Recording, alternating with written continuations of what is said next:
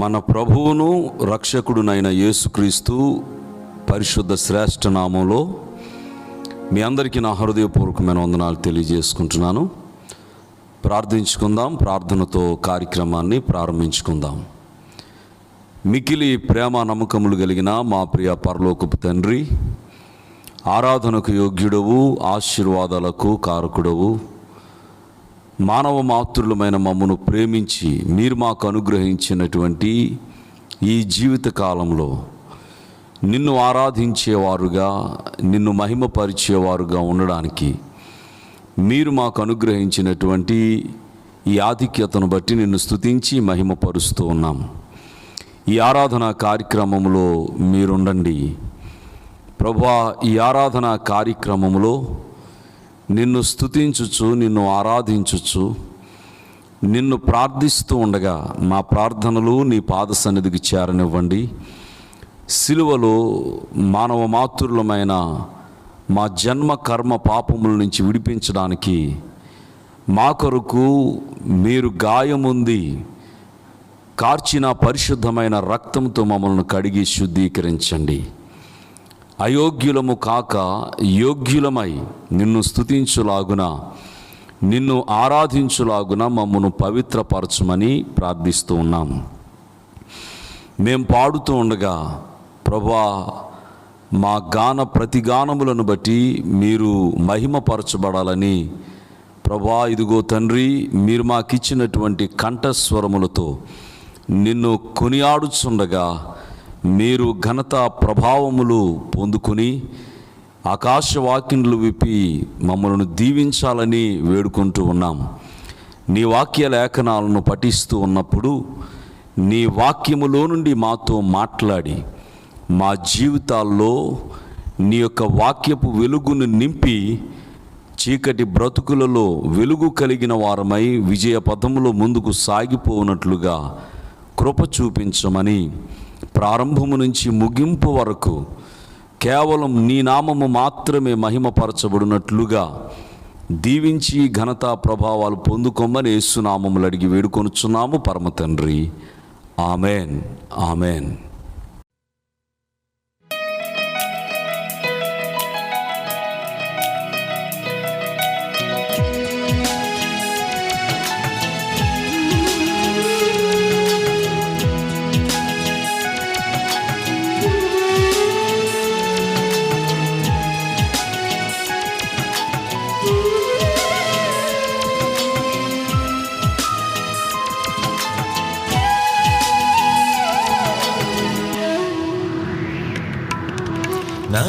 నడిపించునా నావికా శ్రేష్ఠ పాలక, నిన్నే చేరు వరకు నాదు జీవయాత్రను, లోకముతో నన్ను చేరనీయక పాపములు జారనీయక, లోకముతో నన్ను చేరనీయక పాపములు ఇక జారనీయక, కాయుమయ్యా రక్షక. నడిపించునా నావికా శ్రేష్ఠ పాలక. తిరనన తిరనన తిరతిరన తిరనన తిరనన తిరతిరన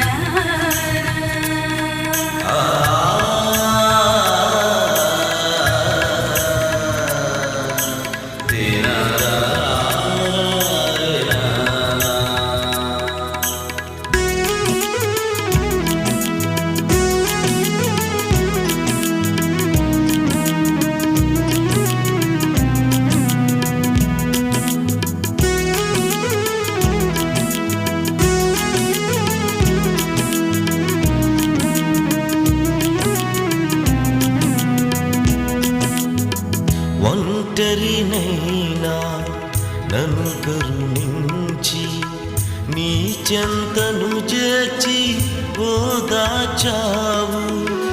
దిక్కులేక పడియున్న నన్ను సంరక్షించి పోషించావు. కోరను నేను ధనధాన్యములను, నీ కృపయే నాకు చాలును నిరతం. కోరను నేను ధనధాన్యములను, నీ కృపయే నాకు చాలును నిరతం. నీ కృపయే నాకు చాలును నిరతం. నడిపించునా నావికా శ్రేష్ఠ పాలకా.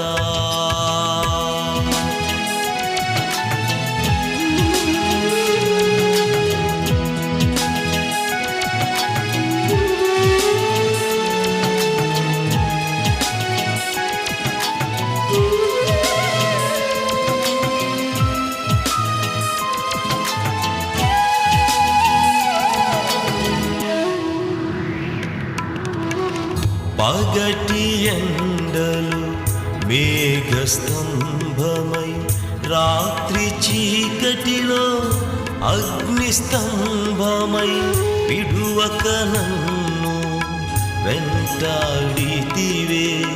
కునుకక నన్ను కాపాడితివే. నీ సన్నిధియే పెన్నిధిలలో, నీ చరణములే శరణం శరణం. నీ సన్నిధియే పెన్నిధిలలో, నీ చరణములే శరణం శరణం. నీ చరణములే శరణం శరణం. నడిపించునా నావికా శ్రేష్ఠ పాలకా. నిన్నే చేరు వరకు నాదు జీవయాత్రను. లోకముతో నన్ను చేరనీయక, పాపములో ఇక జారనీయక. లోకముతో నన్ను చేరనీయక, పాపములో ఇక జారనీయక. కాయుమయ్యా రక్షక. నడిపించునా నావికా శ్రేష్ఠ పాలకా.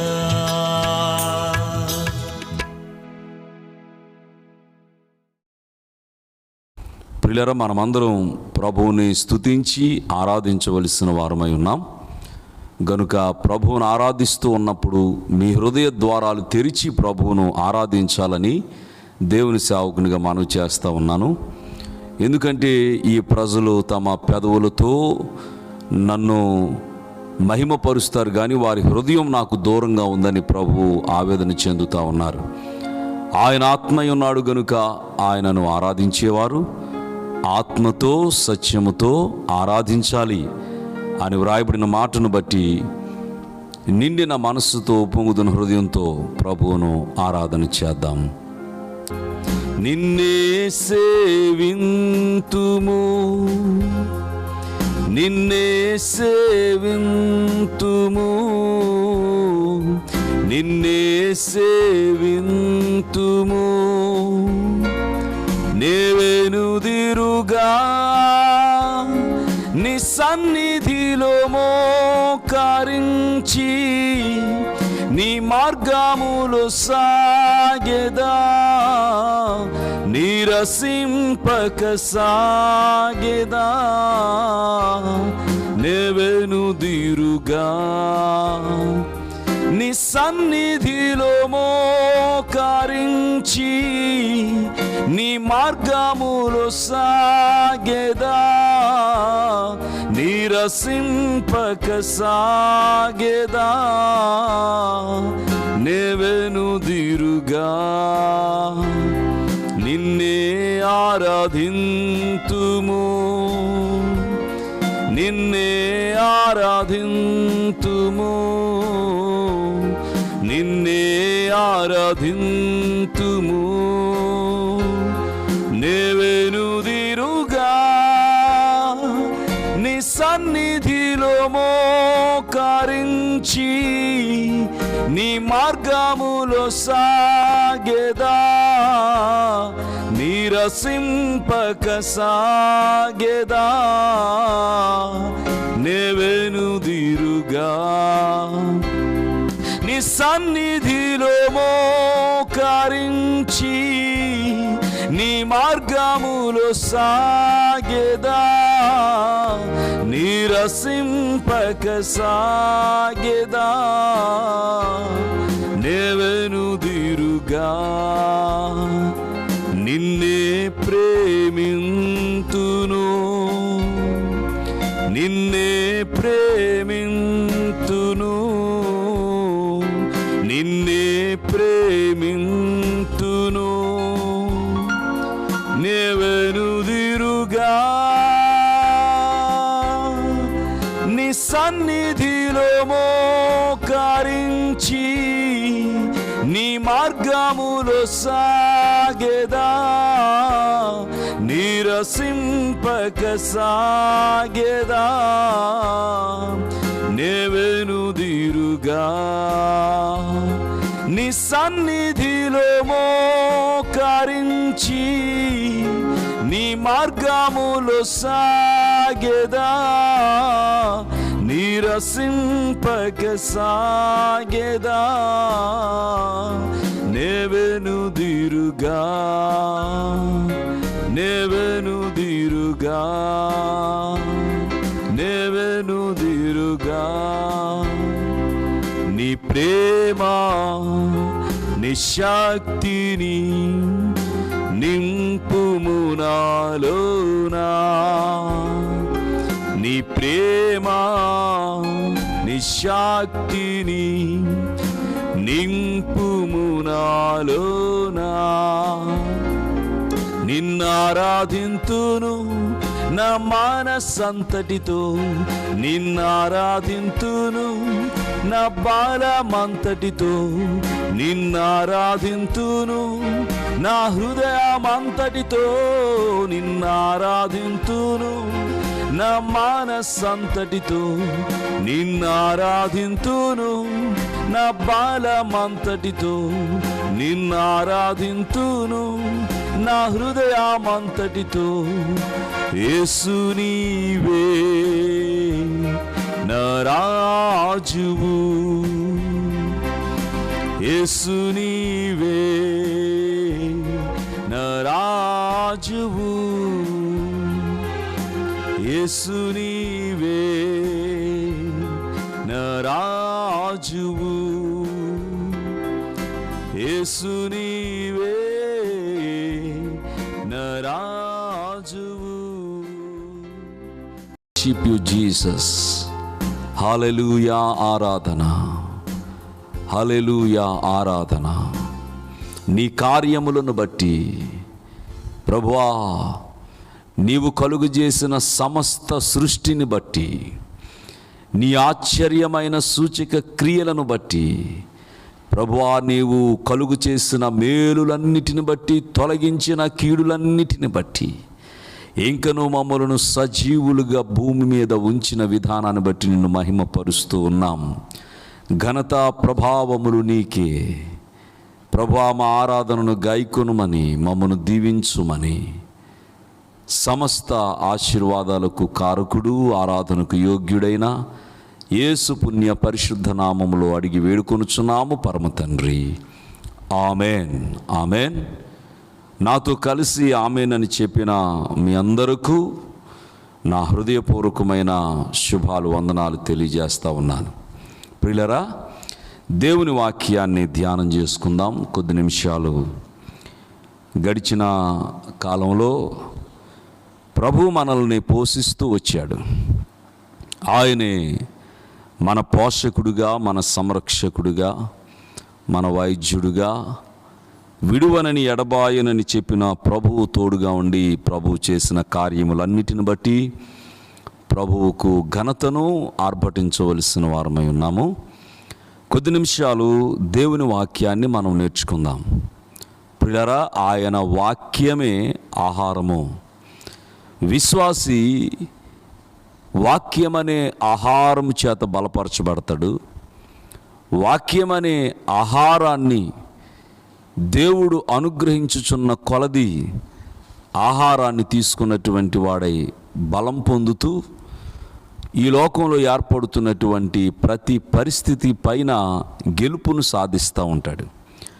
మనం బలహీనులం కాకుండా ఉండాలి అని అంటే, నేడు మా అనుదిన ఆహారము నేడు మాకు దయచేయము అని ప్రార్థన చేయండి అని ప్రభు చెప్పారు కదా.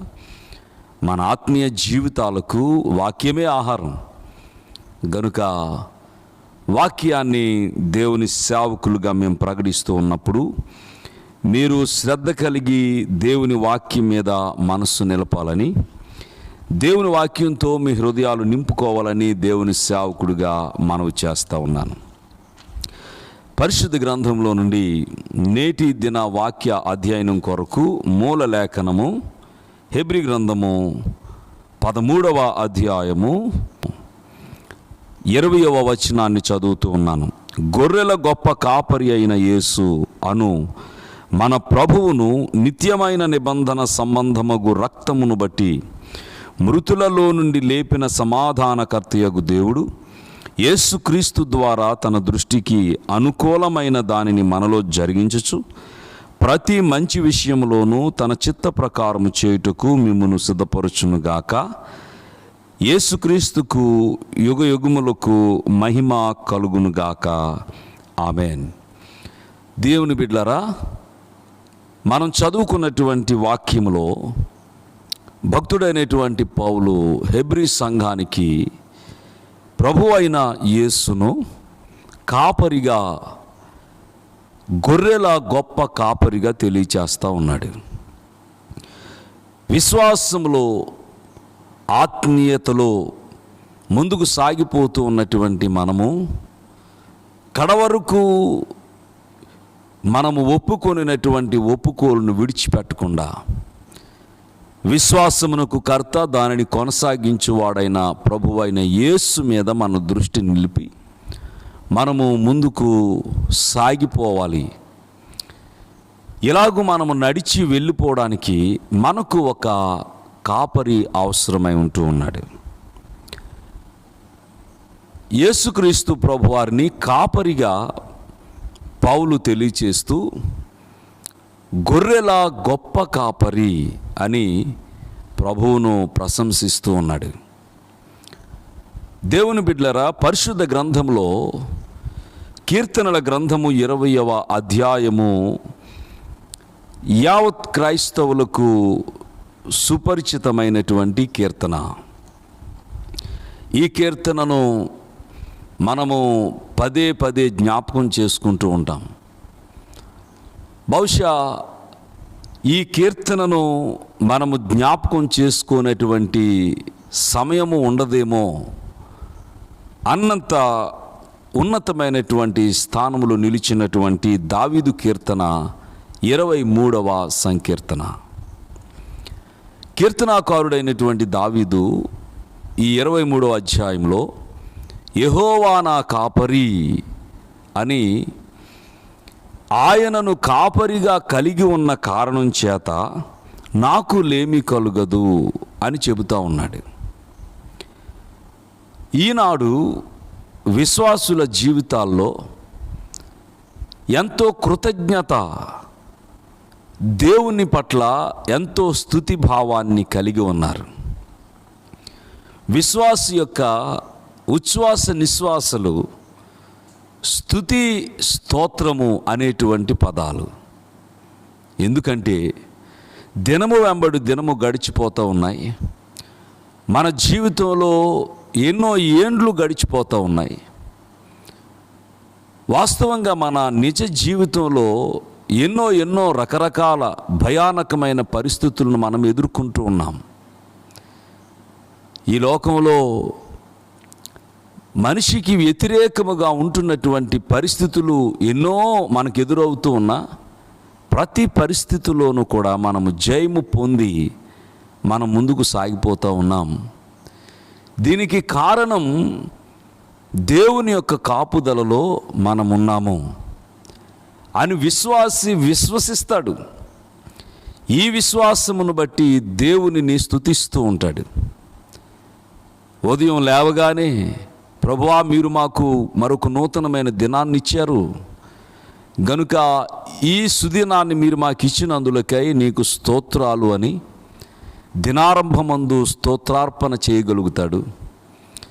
పిల్లరా, ఏదైనా ఒక భోజన పానీయాన్ని తీసుకునేటప్పుడు ఈ ఆహారము ప్రభు అనుగ్రహము, ఈ పానీయము ప్రభు యొక్క అనుగ్రహమే అని భావించి కృతజ్ఞతాస్తుతులు చెల్లించి భోజన పానీయాలు పుచ్చుకుంటాడు. పిల్లరా, ప్రయాణం చేస్తూ ఉన్నప్పుడు ప్రయాణంలో తోడుండమని ప్రభువును అడుగుతాడు. ప్రయాణం పూర్తి అయిన తర్వాత మా ప్రయాణంలో క్షేమం ఇచ్చి మా గృహానికి చేర్చారు తండ్రి నీకు స్తోత్రాలని కృతజ్ఞతాస్తుతులు చెల్లిస్తాడు. పిల్లరా, రాత్రికాల సమయంలో నిద్రకు ఉపక్రమించే ముందు సహితం అతడు దేవునికి కృతజ్ఞతాస్తుతులు చెల్లించి ఈ దినమంతా మమ్మల్ని కాపాడవు నాయనా అని ప్రభువుని స్తుతిస్తాడు. కాబట్టి విశ్వాసి యొక్క హృదయము నిండా స్తుతి భావము నింపబడి ఉంటుంది. అందుకే విశ్వాసి యొక్క ఉచ్ఛ్వాస నిశ్వాసలు స్తుతి స్తోత్రాలని చెప్తూ ఉన్నాను. పిల్లరా, ఒక దినము గడవడం అనేది అది సామాన్యమైన విషయం అని నేను అనుకోను. ఎందుకంటే ఒక దినములో ఎన్నో ప్రమాదాలు, ఒక దినములో ఎన్నో అనారోగ్యాలు సంభవించేటువంటి పరిస్థితి. ఈ లోకంలో మనతో పాటుగా ఎన్నో విష సర్పాలు, క్రూర మృగాలు, శత్రు మోకలు మనతో పాటుగా ఉంటూ ఉన్నప్పటికీ కూడా దేవుని కాపుదల మనకున్న కారణం చేత మనము దేవుని పట్ల కృతజ్ఞత భావాన్ని కలిగి ఉంటున్నాం. అయితే దావీదు కీర్తనాకారుడిగా 23వ సంకీర్తనలో గ్రంథస్థం చేసిన విషయం ఏంటంటే, యెహోవా నా కాపరి గనుక నాకు లేమి అన్నదే ఉండదు అంటున్నాడు. ఈ మాటలు వింటున్నటువంటి మీ జీవితంలో ఏదైనా వెలితి ఉన్నట్టుగా, కొరత ఉన్నట్టుగా, కొదువ ఉన్నట్టుగా మీరు ఫీల్ అవుతూ ఉన్నారా? ఒకవేళ ఆ కొరతకు, ఆ కొదువకు కారణం ప్రభువే అనేటువంటి నింద ప్రభువు మీద మోపేవారుగా ఉంటున్నారా? దావీదు యొక్క అనుభవం అది కానే కాదు. యెహోవా నా కాపరి, నాకు లేమి కలుగుదు అని హృదయపూర్వకంగా ప్రభువుని స్తుతించేటువంటి అనుభవము దావీదుది. దావీదు యొక్క జీవితాన్ని మనం చదివితే ఎన్నో కష్టాలు, ఎన్నో శ్రమలు, ఎన్నో శోధనలు, ఎన్నో యుద్ధాలు ఎదుర్కొన్నటువంటి వాడే. దావీదు గొల్యాతుతో పోరాడి గెలిచాడు.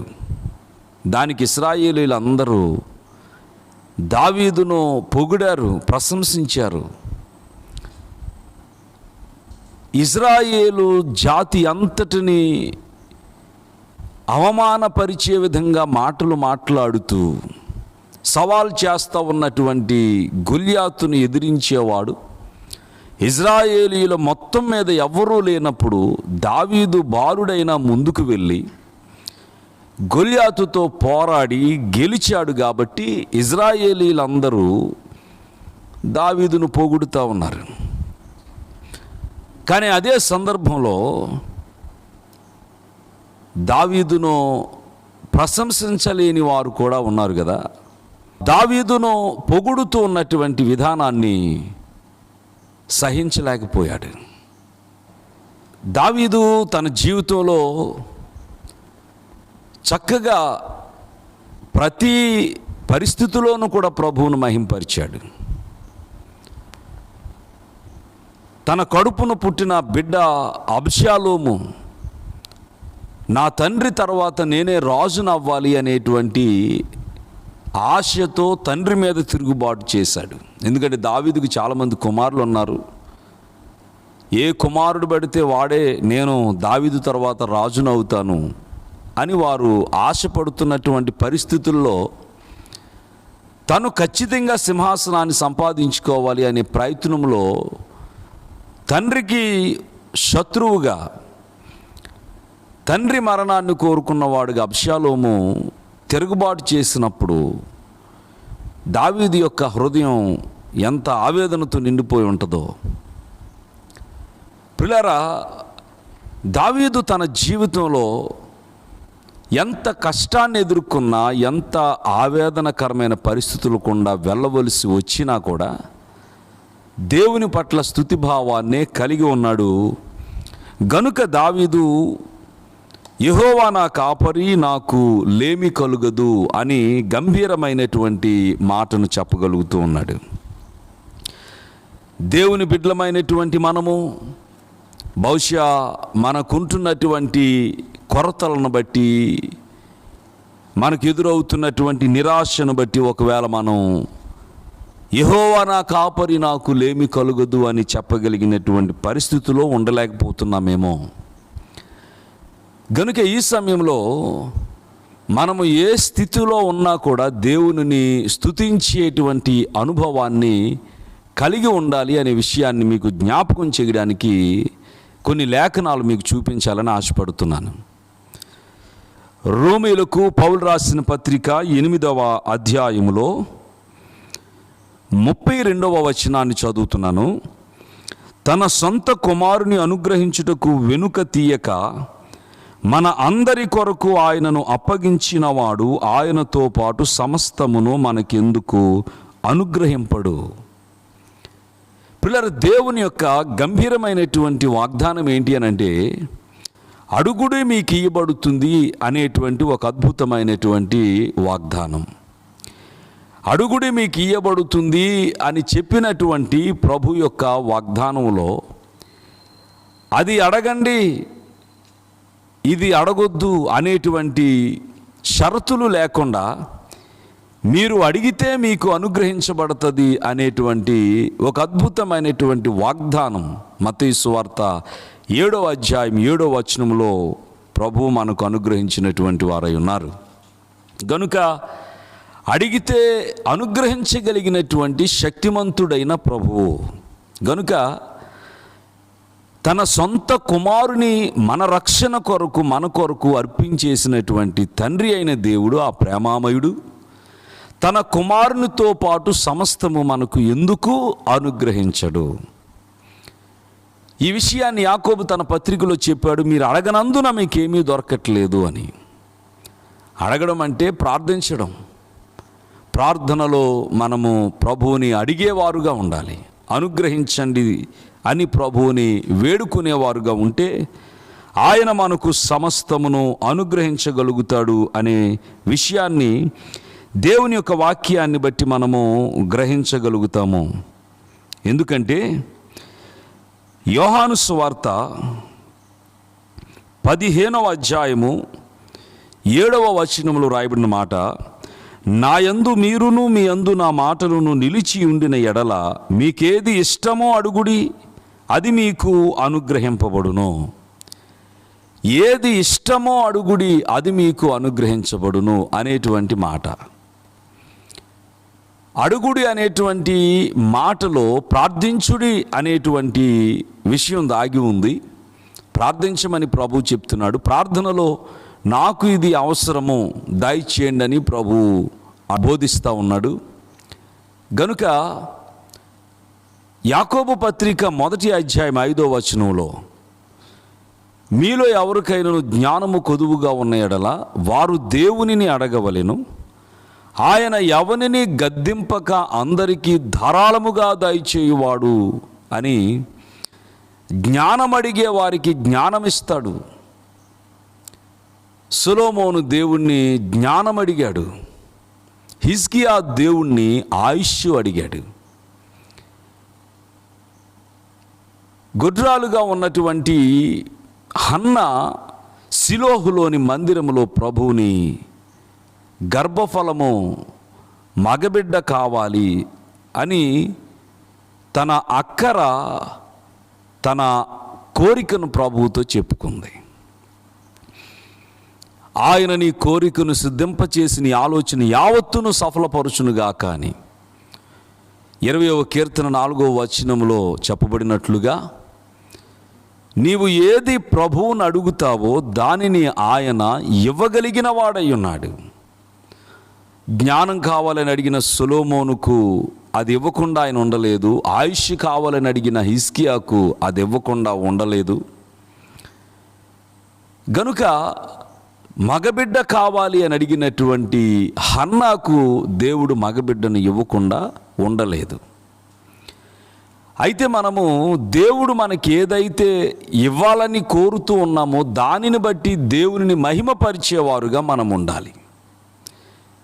దేవుడు మనకు జ్ఞానం ఇచ్చిన తర్వాత, ఆయుష్కాలాన్ని ఇచ్చిన తర్వాత, మనం అడిగిన దానిని ప్రభు మనకు అనుగ్రహించినప్పుడు దానిని బట్టి మనం దేవునికి దూరం అయిపోయేవారుగా ఉండకూడదు. నాకు ఒక పని కావాలి, జీవితంలో ఏ పని లేకుండా జీవనోపాధి లేకుండా ఉంటున్నాం కాబట్టి నాకు ఒక జీవనోపాధిని చూపించండి అని ప్రభువుని అడిగాం. దేవుడు చక్కగా ఉద్యోగమో వ్యాపారమో చక్కగా మనకు కావలసినటువంటి జీవనోపాధిని పనిని కల్పించిన తర్వాత ఆ జీవనోపాధి, ఆ పని దేవునిని మహిమపరచడానికి ఆటంకమైందిగా ఉంది అనేటువంటి మాట నీ నోట రాకుండా దేవుడు నీకు కలుగు చేసిన దానిని బట్టి దేవుణ్ణి మహిమపరిచే వ్యక్తిగానే నీ ఉండాలి. ఇంకా యోహాను సువార్తలోనే 16వ అధ్యాయం 23వ వచనంలో మరొక మాట రాయబడింది. ఆ దినమును మీరు దేనిని గూర్చి నన్ను అడుగరు, మీరు తండ్రిని నా పేరట ఏమి అడిగినను ఆయన మీకు అనుగ్రహించునని మీతో నిశ్చయముగా చెప్పుచున్నాను. ఇది వరకు మీరేమీ నా పేరుట అడుగలేదు. మీ సంతోషము సంపూర్ణమగునట్లు అడుగుడి, మీకు దొరుకును అని. ప్రియులారా, మనము అడిగితే దానిని ఇవ్వగలిగిన వాడుగా తండ్రి అయిన దేవుని గూర్చి యేసుక్రీస్తు ప్రభు వారి యొక్క ఉపదేశం.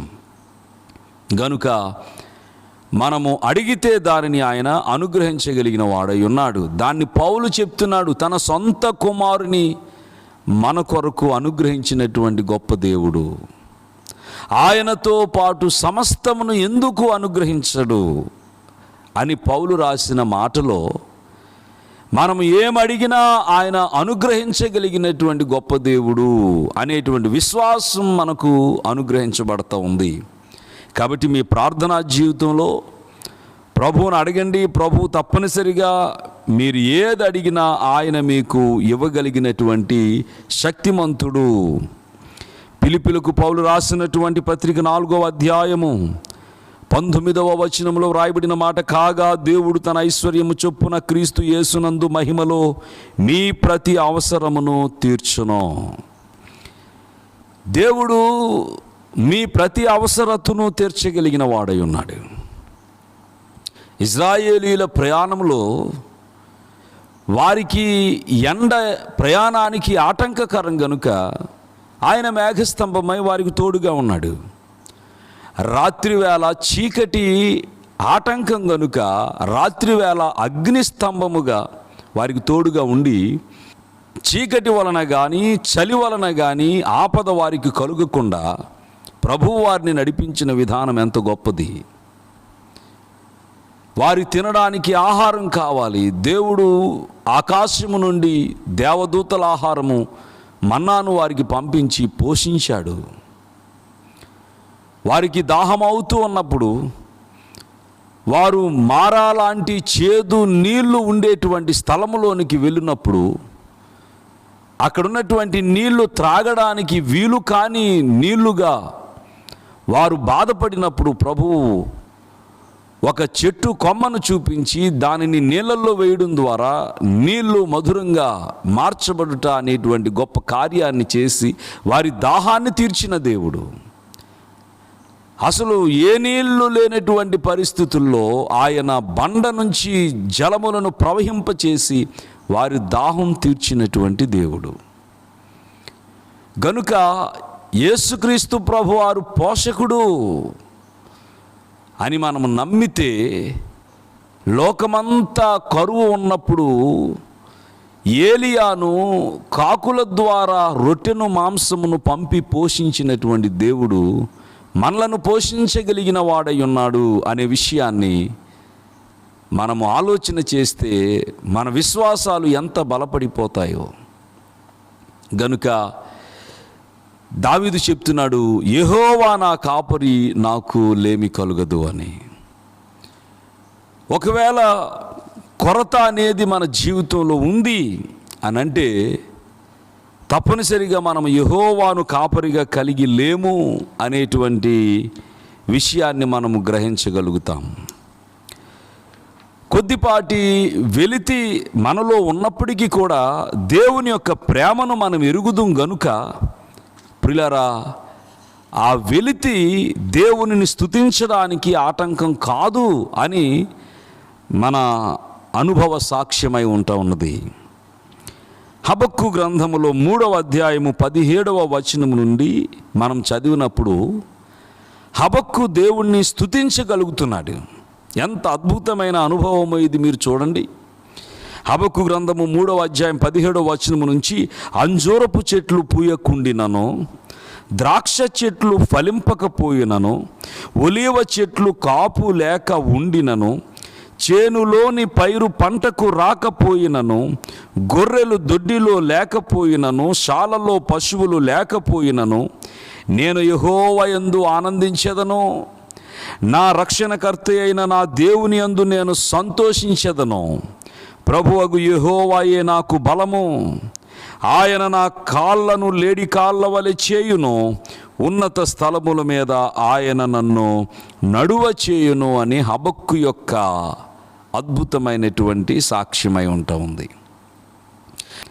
విశ్వాసంలో ఉండేటువంటి వారు ఏమంటారంటే, అంజూరపు చెట్లు బాగా పూసినియండి, ద్రాక్ష చెట్లు బాగా ఫలించినియండి, చేనులో పైరు పంటకు వచ్చేసిందండి, గొర్రెలు దొడ్డులో ఉన్నాయండి, శాలలో పశువులు ఉన్నాయండి, అందుచేత నేను ప్రభువుని స్తుతిస్తాను అని సాక్ష్యం ఇవ్వచ్చు. కానీ హబక్కూకు యొక్క సాక్ష్యం ఏంటి అని అంటే, అంజూరపు చెట్లు పూయకపోయినా, ద్రాక్ష చెట్లు ఫలింపకపోయినా, చేనులోని పైరు పంటకపోయినా, గొర్రెల దొడ్డులో లేకపోయినా, శాలలో పశువులు లేకపోయినా, యెహోవా యందు నేను ఆనందించేవాడుగా ఉంటాను అని. దేవుని బిడ్డలారా, క్రైస్తవ విశ్వాస జీవితంలో, ప్రార్థన అనుభవంలో మనము ఏమి ప్రార్థన చేసినప్పటికీ కూడా ప్రభువు ఆ ప్రార్థనకు జవాబునిచ్చి తీరుతాడు. నేను విశ్వాసంలోనికి చేరుకొని బలపడుతూ ఎదుగుతున్నటువంటి దినాల్లో నా విశ్వాసం బలపడడానికి కొన్ని కారణాలు. నాకు ఏదో సమస్య వచ్చింది, అప్పుడు ఆ సమస్య కొంచెం జటిలమైన సమస్యగా అనిపించింది.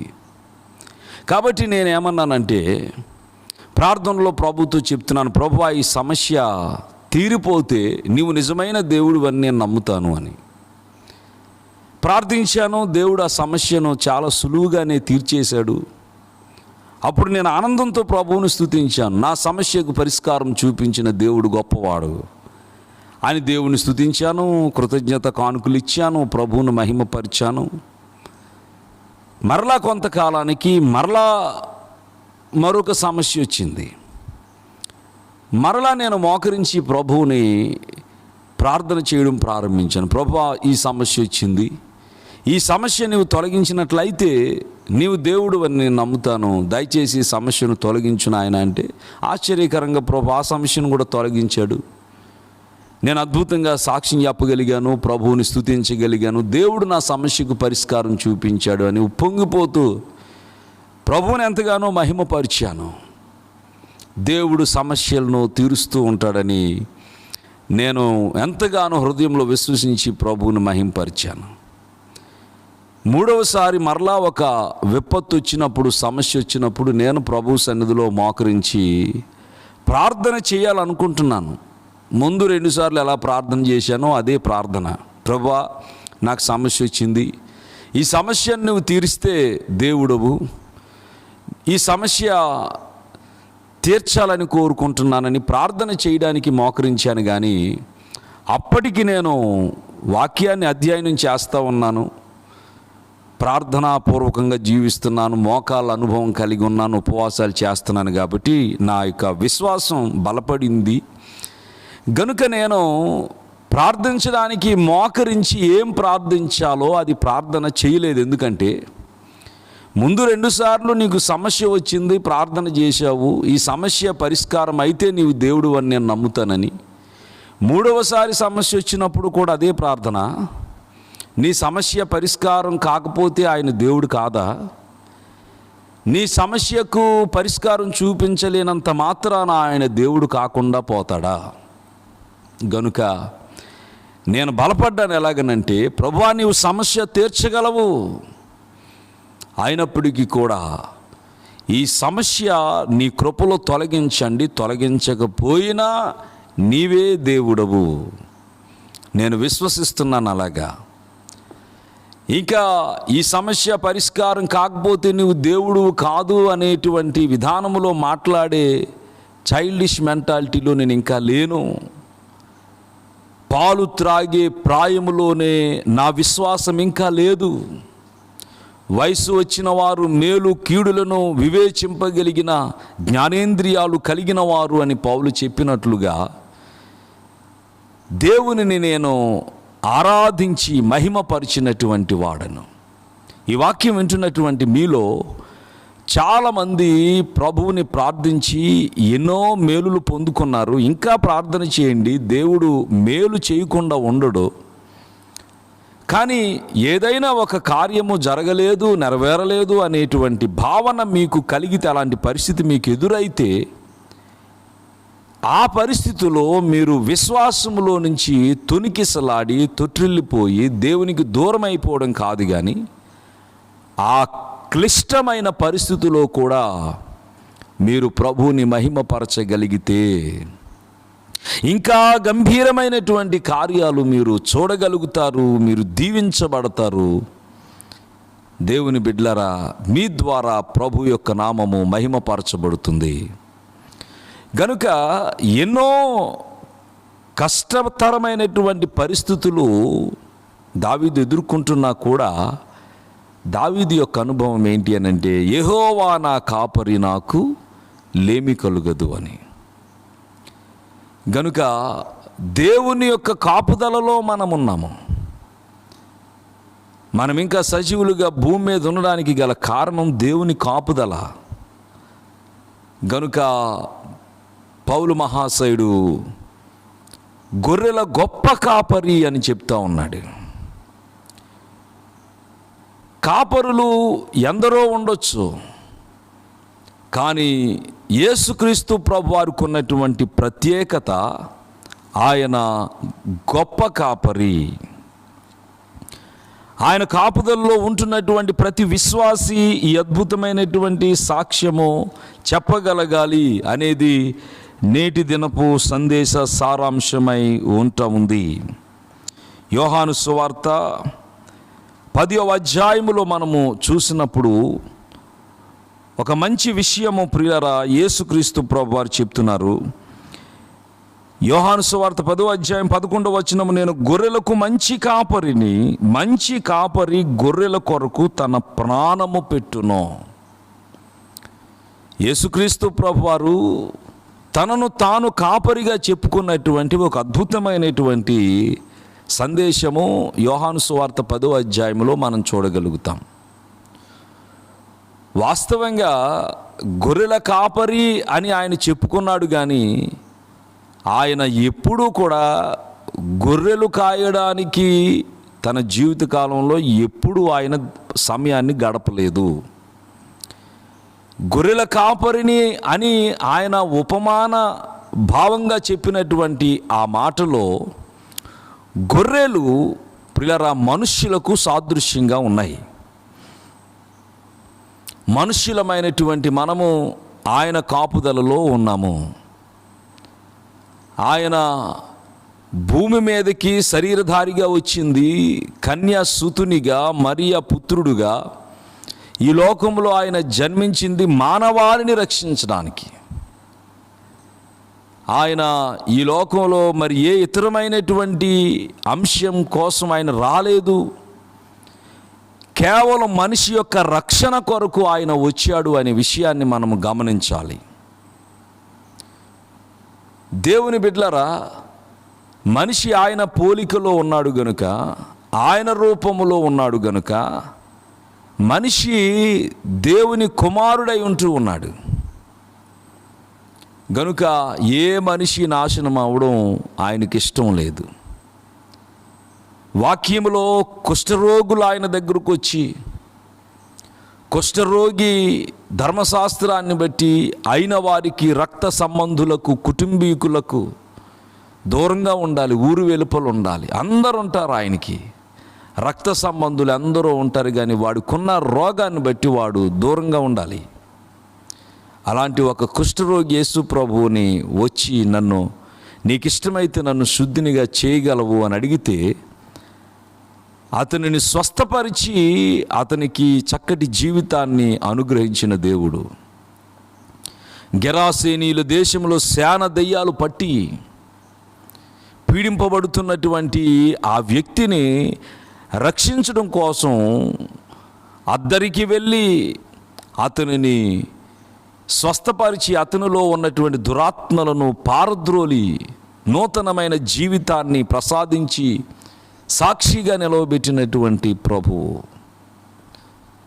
యోహాను సువార్త 4వ అధ్యాయములో సమరయ స్త్రీ, ప్రియులారా, ప్రజలందరి చేత వెలుచూపులు చూడబడేటువంటి ఆ స్త్రీని ప్రభువు యాకోబు బావి దగ్గర సుఖార్ అనే ఊరిలో ఆమెకు హితోపదేశం చేసి ఆమె నేత్రాలు తెరిపించి శ్రేష్టమైన జీవితాన్ని అనుగ్రహించినవాడు. జీవితం అంతా అయిపోయింది, మరణపు అంచులో ఉన్నాడు. అతగాడికి బాప్తిస్మం తీసుకునే అవకాశం లేదు. నేను యేసును సొంత రక్షకునిగా అంగీకరిస్తున్నానని విశ్వాస ప్రమాణం చెప్పే అవకాశం లేదు. అయినప్పటికీ నీ రాజ్యములోనికి వచ్చినప్పుడు నన్ను జ్ఞాపకం చేసుకునమని చెప్పినటువంటి సిలువపై ఉన్నటువంటి దొంగకు, నేడే నీవు నాతో కూడా పరదైసులో ఉందువుగా కానీ మోక్షరాజ్య ప్రవేశ భాగ్యాన్ని అనుగ్రహించినటువంటి గొప్ప దేవుడు. పిల్లరా, ఆయన అందరికీ శ్రేష్టమైన స్థితిని కలుగు చేస్తూ అందరి జీవితంలో అలుముకున్నటువంటి పాప ఫలితమైన శాపాన్ని తన మీద వేసుకుని ఆయన శపిత మరణం పొందాడు గనుక ఆయన ప్రాణం పెట్టినటువంటి గొప్ప దేవుడై ఉన్నాడు. గనుక మంచి కాపరి గొర్రెల కొరకు ప్రాణం పెడతాడు. గొర్రెల గొప్ప కాపరి అని చదివినటువంటి అంశము మాత్రమే కాకుండా, నేను గొర్రెలకు మంచి కాపరినై ఉన్నానని చెప్పిన ప్రభు అయిన యేసు మాటల్ని మీరు లక్ష్యముంచండి, గమనించండి. పేతురు తన మొదటి పత్రికలో, దేవుని బిడ్డలారా, చాలా చక్కటి విషయాలు రాస్తూ మొదటి పేతురు పత్రిక 5వ అధ్యాయం 4వ వచనంలో, ప్రధాన కాపరి ప్రత్యక్షమైనప్పుడు మీరు వాడబారని మహిమ కిరీటము పొందుదురు అని ప్రభు అయిన యేసును ప్రధాన కాపరిగా చెబుతా ఉన్నాడు. ప్రధాన కాపరి. పిల్లలు, ఇక్కడ ఒక విషయాన్ని మీకు చెప్పాలని నేను ఆసక్తితో ఉన్నాను. అదేంటి అని అంటే, పాస్టర్ అనేటువంటి మాట తెలుగు పదం కాదు గనుక పాస్టర్ అంటే ఏంటి అనే దాని అర్థాన్ని తెలుసుకోవాలని ఎంతోమంది ఆశపడుతూ ఉంటారు. పాస్టర్ అనేటువంటి మూల పదానికి కాపరి అని అర్థం. ప్రియులారా, యేసుక్రీస్తు ప్రభువారు కాపరి అని తనను తాను చెప్పుకున్నాడు.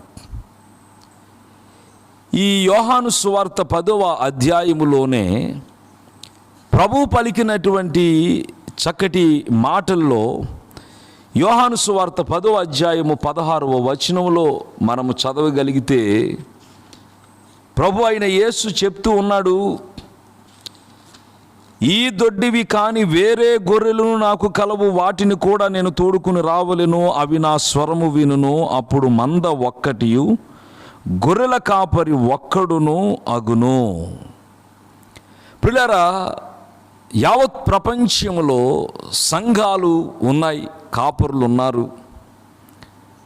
ప్రతి కాపరి ప్రధాన కాపరి అయినటువంటి ప్రభువైన యేసు నీడలోనికి ప్రతి వారిని నడిపించవలసినటువంటి అవసరము ఉన్నది అనే విషయాన్ని మీకు జ్ఞాపకం చేస్తూ ఉన్నాను. ప్రభువే చెప్పాడు ఏమనంటే, ఈ దొడ్డివి కాని వేరే గొర్రెలను నాకు కలవు. ప్రభు అయిన యేసును గురించి మనము ధ్యానం చేస్తూ గొర్రెల గొప్ప కాపరి అని, ప్రధాన కాపరి అని, మంచి కాపరి అని ప్రభువుని కొనియాడుతూ ఉన్నాం లేఖనాలను బట్టి. ఈ దొడ్డివి కాని వేరే గొర్రెలు కలవు, వాటిని తోలుకుని రావలసి ఉన్నది, అప్పుడు మంద ఒక్కటి కాపరి ఒక్కడు అవుతాడు అని చెప్పబడినటువంటి నూతన నిబంధన లేఖన భాగాన్ని మీరు చదివారు.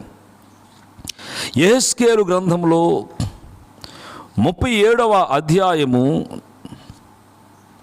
24వ వచనములో రాయబడినటువంటి మాటను చదివితే, నా సేవకుడైన దావీదు వారికి రాజువును, వారికందరికీ కాపరి ఒక్కడే ఉండును, వారు నా విధులను అనుసరింతురు, నా కట్టడలను గైకొని ఆచరింతురు అని సేవకుడైన దావీదును రాజుగా చేయడానికి ప్రభు ఇష్టపడుతున్నాడు. వారందరికీ ఒక్కడే కాపరిగా దావీదు ఉండడానికి ప్రభు సంకల్పించి ఉంటూ ఉన్నాడు. గనుక ప్రవచనాత్మకంగా చెప్పబడినటువంటి ఈ మాటలో, నేనే మార్గము సత్యము జీవము, నా ద్వారా తప్ప ఎవడును తండ్రిని చేరలేడు అని ప్రభు చెప్పినటువంటి మాటలను మనము గ్రహించినట్లయితే, దావీదు కాపరిగా ఒక మంచి లక్షణాన్ని కలిగి ఉన్నాడు. దావీదు గొల్యాతుతో పోరాటానికి సిద్ధమవుతూ ఉన్నప్పుడు, నీవు బాలుడవు కదా, అంత బలాఢ్యుడైనటువంటి గొల్యాతును ఏ విధంగా ఎదుర్కొంటావు, ఏ విధంగా పోరాటం చేస్తావంటే దావీదు తన అనుభవాలు చెప్పాడు. నేను నా తండ్రి నాకు అప్పగించిన గొర్రెలను కాపు కాస్తా ఉన్నప్పుడు ఎలుగుబంటు వచ్చింది, ఎలుగుబంటు బారి నుంచి గొర్రె పిల్లని నేను కాపాడగలిగాను. సింహము వచ్చి గొర్రెని ఎత్తుకుని వెళ్ళిపోతూ ఉన్నప్పుడు సింహపు కోరల నుండి గొర్రె పిల్లను కాపాడి ఆ సింహాన్ని చంపినటువంటి ఒక దేవుడిచ్చే బలము కలిగినటువంటి వాడను అని దావీదు చక్కటి సాక్ష్యం చెప్తా ఉన్నాడు. అంటే సింహంతో పోరాడడానికి దావీదు వెళ్ళడానికి గల కారణం ఏంటంటే గొర్రె పిల్ల క్షేమంగా ఉండాలి అని. గనుక కాపరిగా ఉన్నటువంటి దావీదును ప్రభువు చూస్తూ ఉన్నప్పుడు ఎంత చక్కగా దావీదు ఆ గొర్రెలను కాపు కాస్తా ఉన్నాడో, గనుక తన ప్రజల మీద దావీదును రాజుగా చేయడానికి దేవునికి ఇష్టమైంది. గనుక దావీదు రాజుగా దేవుని చేత ఎన్నుకోబడ్డాడు, అభిషేకించబడ్డాడు, ఆత్మపూర్ణుడై ఇజ్రాయేలీయులను పరిపాలన చేయగలిగాడు. గనుక గొర్రెలను దావీదు మేపుతా ఉన్నప్పుడు దావీదు యొక్క అనుభవం ఏంటంటే, పచ్చిక గల చోట్ల ఆ గొర్రెలను ఆయన మేపుతూ ఉండేవాడు. పిల్లరా, పచ్చిక లేని చోట్ల బద్ధకస్తుడిగా కాపరి గొర్రెలను పెంచే ప్రయత్నం చేశాడు అనుకోండి, అవి ఆహారం కోసం అటు ఇటు ఆకలితో చెదిరిపోయే ప్రయత్నం చేస్తాయి. కానీ ఆ గొర్రెలకు పచ్చిక ఎక్కడ విస్తారంగా ఉందో అక్కడ పెట్టినప్పుడు ఆ గొర్రెలు చక్కగా ఆహారం తీసుకుంటూ అక్కడే నిలకడగా ఉండగలుగుతాయి. రెండవది, శాంతికరమైన జలముల యొద్ద నన్ను నడిపించుచున్నాడు అనని గొర్రెల యొక్క దాహాన్ని తీర్చడానికి వాటిని జలముల చెంతకు నడిపించే కాపరిగా దావీదు ఉంటూ ఉన్నాడు. గనుక 23వ కీర్తనలో దేవుని యొక్క కాపుదల, దేవుని యొక్క తోడును అనుభవిస్తూ ఆయన కాపుదలలో దావీదు ఎలాగూ వర్ధిల్లుతూ ఉన్నాడో అదే ప్రేమను గొర్రెల పట్ల కూడా దావీదు చూపించగలుగుతూ ఉన్నాడు. దేవునికి మహిమ కలుగునుగాక. 4వ వచనంలో, గాఢాంధకారపు లోయలో నేను సంచరించిన ఏ అపాయమునకు భయపడను, నీవు నాకు తోడయుందువు, నీ దుడ్డు కర్రయు నీ దండము నన్ను ఆదరించును అని వ్రాయబడినటువంటి మాట విశ్వాసుల జీవితంలో కూడా గాఢాంధకారపు లోయ లాంటి పరిస్థితులు ఏర్పడతాయి. మనం కావాలని వెళ్ళం పిల్లరా, కానీ జీవితం గనుక ఈ జీవిత యాత్రలో గడాంధకారము అలుముకున్నటువంటి చీకటి లోయ లాంటి పరిస్థితులు ఏర్పడిన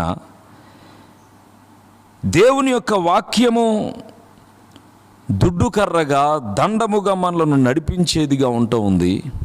అదే సందర్భంలో ఆయన శత్రువు ఎదుట మనకు భోజనము సిద్ధపరిచేవాడు, సమృద్ధిని మనకు అనుగ్రహించడానికి నూనెతో మన తలను అంటి ప్రియులారా గిన్నె నిండి ప్రవహించేటువంటి సమృద్ధిని ప్రభువు మనకు అనుగ్రహించేవాడై ఉన్నాడు. ప్రభువును మనం ఆరాధించాలి, ప్రభువును మనం ఘనపరచాలి. ఎందుకు అనంటే అనేక మందికి సహాయపడేవాడుగా, అనేక మందికి చేయూతనిచ్చేవాడుగా, దాతృత్వం కలిగిన వాడుగా క్రైస్తవుడు ఉండాలి అని సర్వశక్తిమంతుడైన ప్రభువు భక్తులకు సర్వ సమృద్ధిని కలుగు చేస్తూ ఉన్నాడు. అంత మాత్రమే కాకుండా దేవుని యొక్క ఆలయములోనికి ప్రవేశించడానికి భక్తునికి ప్రభువు చక్కటి అవకాశాన్ని కలుగు చేస్తూ ఉన్నాడు.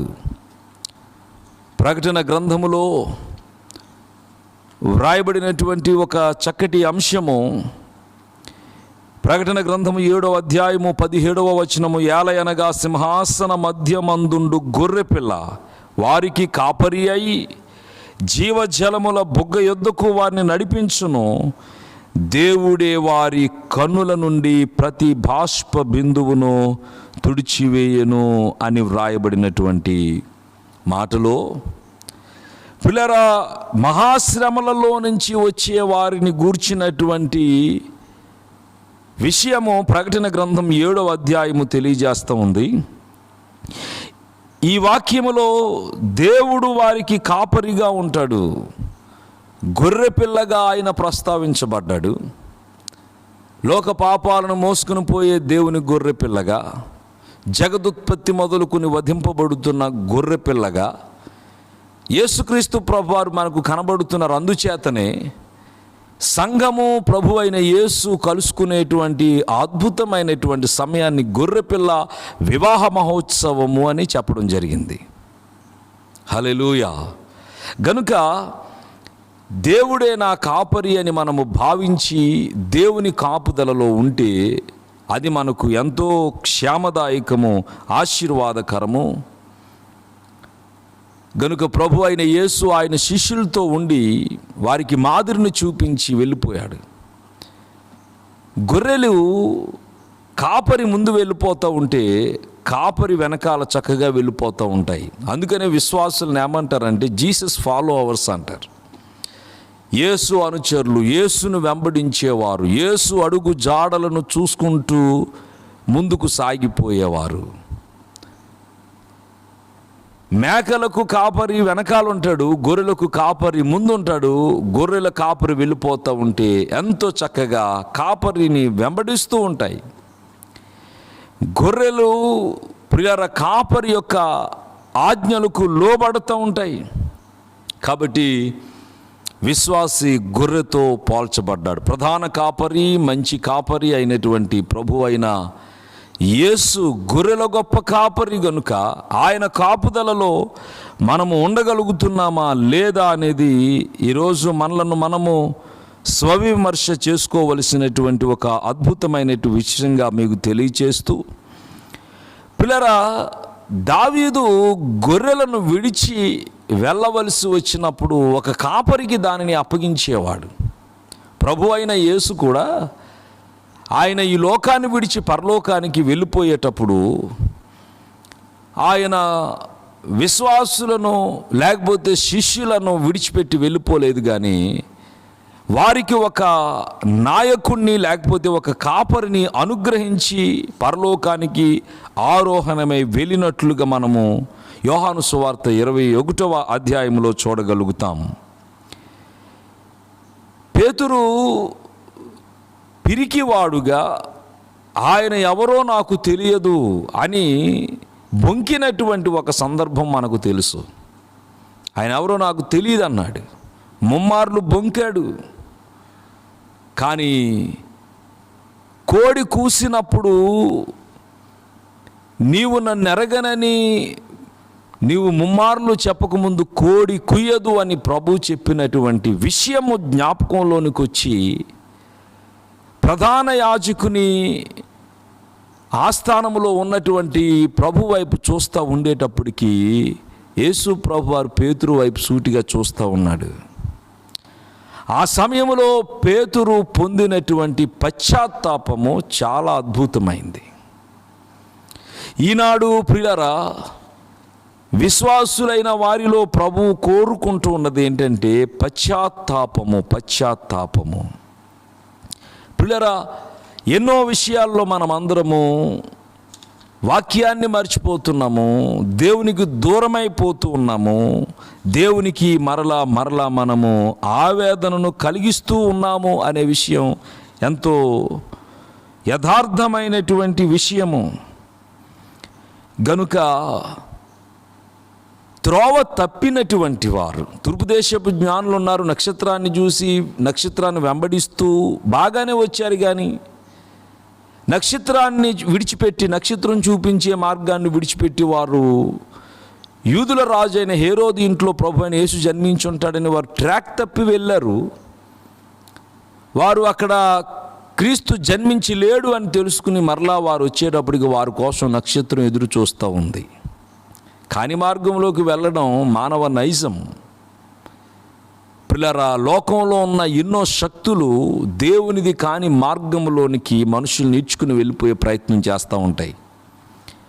కానీ దేవుడు నీవు మార్గము తప్పిన పశ్చాత్తాపం పొంది క్రమపరచబడడానికి అవకాశం ఇస్తున్నాడు. నీవు అలా క్రమపడాలి అనే దానికి తప్పిపోయిన కుమారుని ఉపమానం ప్రభువు చెప్పారు.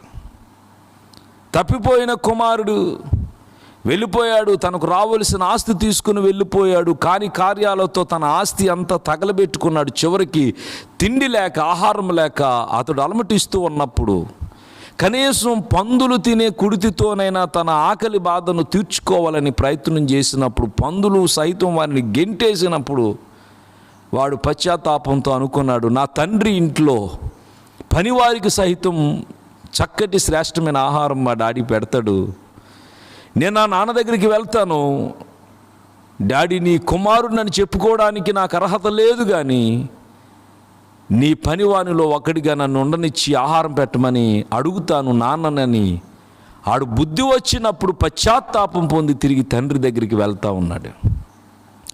పిల్లరా, తండ్రి యొక్క ఎదురు చూపులు వెళ్ళి వాడిని వెతికి పట్టుకొస్తే వాడు పాపస్థితిని విడిచిపెట్టిన వాడుగా ఉంటాడు, కానీ వాడిలో మార్పు అనేది దొరకదు. గనుక ఏనాటికైనా వాడు మార్పు చెంది తిరిగి వస్తాడని ఎదురు చూస్తూ ఉన్నాడు నాన్న. పిల్లరా, వాడు వెళ్ళేటప్పుడు ఎంతో రాయల్గా వెళ్ళాడు, ఐశ్వర్యవంతుడిగా వెళ్ళాడు, బంగారం ధరించిన వాడుగా వెళ్ళాడు. తిరిగి వస్తూ ఉన్నప్పుడు చిరిగిన వస్త్రాలు, పెరిగిన గెడ్డం, మాసిన తల, వాడి దగ్గర దుర్వాసన. వాడు గ్రామంలోనికి రాగానే ఎవ్వడు వాడిని గుర్తుపట్టలేదు. వాడు అలా వస్తూ ఉన్నప్పుడు దూరాన్నించి ఏ నాటికైనా వాడు మార్పు పొంది రావాలని ఎదురు చూస్తున్నటువంటి తండ్రి వాడిని గుర్తుపెట్టాడు. తండ్రి ప్రేమ ఎవరు గుర్తుపట్టలేని స్థితిలోనికి దిగజారిపోయిన ఉన్నటువంటి వాడిని గ్రహించి వాడు నా కుమారుడని ఎరిగి పరుగున వెళ్ళి వాడు ఆ స్థితిలో ఉండగానే వాడిని కౌగిలించుకుని వాడి మెడ మీద ముద్దు పెట్టుకుని అప్పుడు మరలా వాడిని పనివారికి అప్పగించి వీడికి క్షౌరం చేయించి ప్రశస్తమైన వస్త్రాలు తొడిగి కాళ్ళకు చెప్పులు తొడిగి వేలుకు ఉంగరం పెట్టండి, వాడు నా కుమారుడు అని. పిల్లరా, తిరిగి వచ్చిన కుమారుడిని తన కౌగిట్లోనికి చేరదీసుకున్నటువంటి తండ్రి యొక్క ప్రేమ వర్ణింపనలవి కానిది. గనుక నీవు మార్పు చెంది ప్రభు వైపు రావాలి అనేది దేవుని యొక్క ఎదురుచూపు. అందుకనే మీకా గ్రంథము 7వ అధ్యాయం 8వ వచనంలో రాయబడిన మాట, నా శత్రువా నా మీద అతిశయింపవద్దు, నేను క్రింద పడినను తిరిగి లేతును, నేను అంధకారమందు కూర్చున్నను, యెహోవా నాకు వెలుగుగా ఉండును అని వ్రాయబడిన మాట. దేవునికి మహిమ కలుగునుగాక. ఒకవేళ నీవు త్రోవ తప్పావేమో, ఒకవేళ నేను గొర్రెలకు మంచి కాపరి తన గొర్రెల కొరకు ప్రాణం పెడతాడు అని చెప్పినటువంటి ఆ దేవుని కాపుదలలో ఉండకుండా నీవు నీ బలాన్ని చూసుకునో నీ ధనాన్ని చూసుకునో నీవు మందలో నుంచి తప్పిపోయావేమో, శత్రువు నిన్ను అటాక్ చేయక మునుపు కోడి తన పిల్లలను చక్కగా బయటకు తీసుకుని వెళ్ళినప్పుడు ఆహారం కోసం ఆ బాహ్య పరిస్థితులను చూసి ఆ పచ్చని గడ్డి, ఆ రంగురంగుల పువ్వులు ప్రకృతితో ఉప్పొంగిపోతూ కోడి పిల్లలన్నీ ఆయా ప్రదేశాలకు చెదిరిపోయినప్పుడు, గ్రద్ద వచ్చినప్పుడు తల్లి బిడ్లారా రండి నా రెక్కల చాటుకని పిలుస్తుంది. ఆ కోడి పిల్లలన్నీ అమ్మ పిలుస్తుంది, ఆపద పొంచి ఉంది అని తల్లి రెక్కల చాటుకు వచ్చేస్తాయి. పిల్లరా, తల్లి రెక్కల చాటున ఉన్నటువంటి ఆ కోడి పిల్లను గ్రద్ద కానీ కాకి కానీ ఎత్తుకొని పోయింది అని చెప్పినటువంటి సందర్భం లేనే లేదు. కానీ విర్రవీగిన ఒక కోడి పిల్ల ఎప్పుడు మా అమ్మ ఇలాగే నన్ను క్రమపరచాలని ప్రయత్నం చేస్తూ ఉంటుంది, స్వేచ్ఛ ఇవ్వదు, తన అదుపులో తన స్వాధీనంలో ఉంచుకోవాలనుకుంటూ ఉంటుందని ఆలోచించినటువంటి ఆ కోడి పిల్ల గ్రద్ద బారిన పడిపోయినప్పుడు ఆ గెద్ద దానిని చెట్టు మీదకి ఎత్తుకుని వెళ్ళిపోయినప్పుడు మొదట అనుకుంటుందంట, ఎప్పుడు మా మమ్మీకి ఇలా పైకి తీసుకెళ్ళడం చేతనవ్వలేదు అని. అదొక స్పెషల్ ఎక్స్పీరియన్స్ అనుకుంటుంది అది.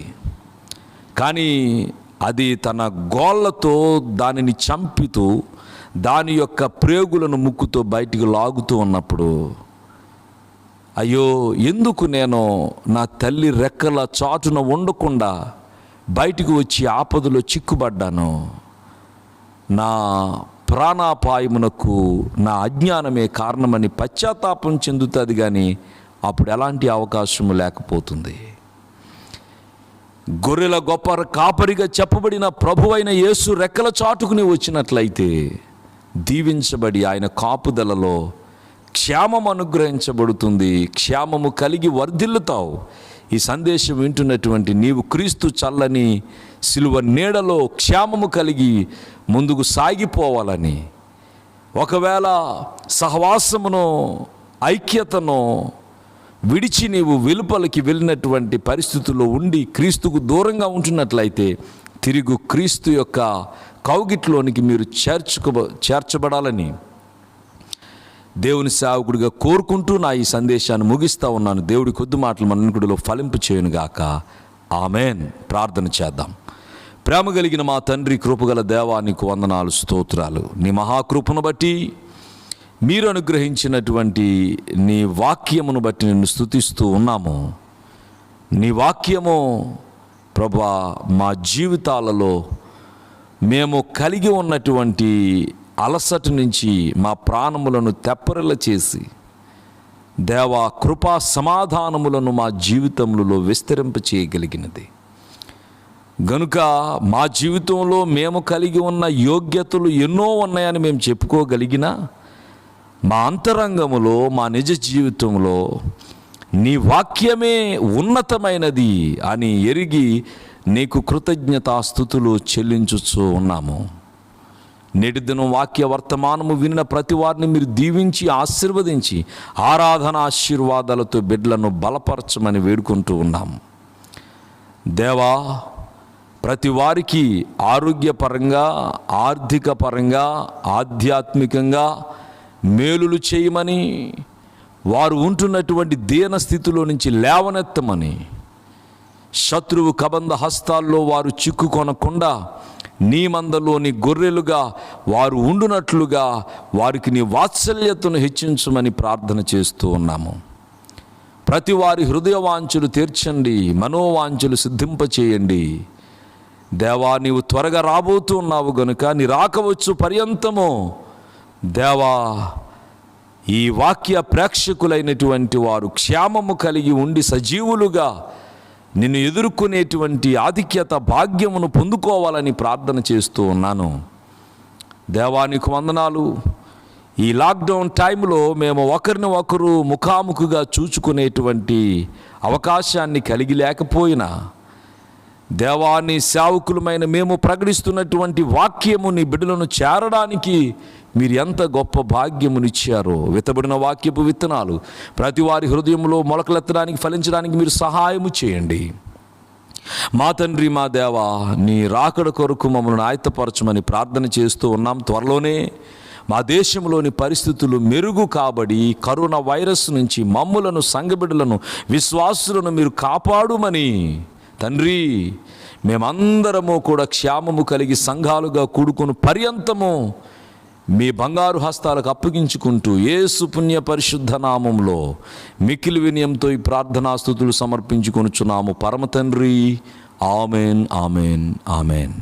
మన పరమ తండ్రి అయిన దేవదేవుని దీవెనయు కుమారుడైన యేసుక్రీస్తు ప్రభువారి కలువరి శిలువ ప్రేమయు పరిశుద్ధాత్మ అన్యోన్య సహవాసమును ఇప్పుడు ఎల్లప్పుడూ సదాకాలము ఆయన సన్నిధిలోనికి చేరిన మనలో ప్రతి వారికి సకల లోక పరిశుద్ధులకు తోడై జయము, శుభము, ఆశీర్వాదము, క్షేమవృద్ధిని కలుగు చేయును గాక.